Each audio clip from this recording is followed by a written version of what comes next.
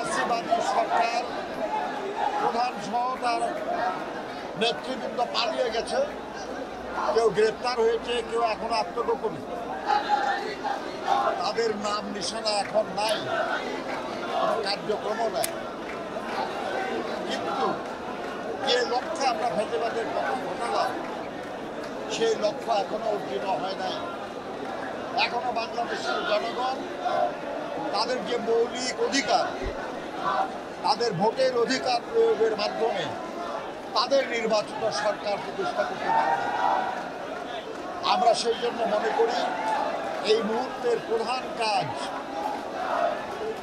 শহীদদের আকাঙ্ক্ষা পূরণের লক্ষ্যে একটা মানবিক, একটা গণতান্ত্রিক, একটা প্রগতিশীল আধুনিক বাংলাদেশ গড়ার লক্ষ্যে জনগণের শাসন কায়েম।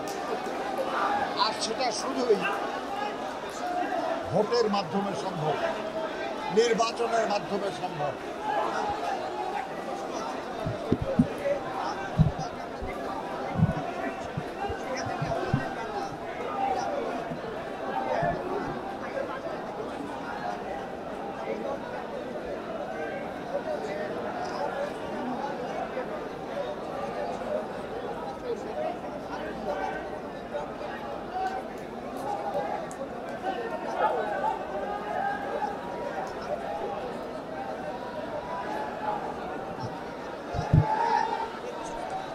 দেখুন, প্রত্যেকটা রাজনৈতিক দলের নিজস্ব মতামত থাকতেই পারে।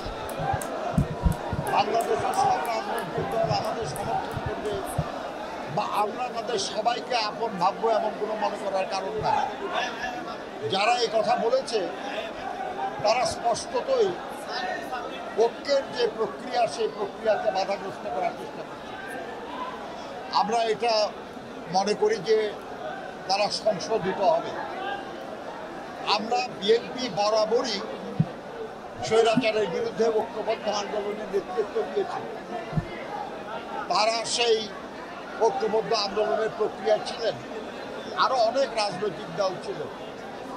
তাদের মধ্যে কেউ কেউ যদি মনে করে অন্য কোনো কথা তারা বলতেই পারে, কিন্তু আমরা বিশ্বাস করি যে জনগণ খুব ভালো জানে যে কারা স্বৈরাচার আর কারা গণতান্ত্রিক, কারা এই দেশের স্বৈরাচার কায়েম করেছিল, কারা যা এই দেশের স্বৈরাচারকে সমর্থন জুগিয়েছে প্রত্যক্ষ এবং পরোক্ষভাবে, আর কারা অবিরাম গণতন্ত্রের জন্য লড়াই করেছে, স্বৈরাচারের হাতে নিগৃহীত হয়েছে। তাদের হাজার হাজার মানুষ গুম হয়েছে, খুন হয়েছে, তাদের বিরুদ্ধে লক্ষ লক্ষ মামলা দেওয়া হয়েছে। কিন্তু জনগণ জানে, জনগণ দেখেছে কারা গণতন্ত্রের জন্য আপোষহীন, এটাও জনগণ জানে। কাজে অন্য কোনো রাজনৈতিক দল কোনো কথা বলবে আর সেটা জনগণ গ্রহণ করবে, আমরা এটা মনে করি না। বরঞ্চ এইসব কথা বলে তারা তাদের নিজেদের গ্রহণযোগ্যতাকে প্রশ্নের সম্মুখীন করছে। ভাই, লন্ডন বৈঠকের প্রায় 1 মাস হলো, গতকাল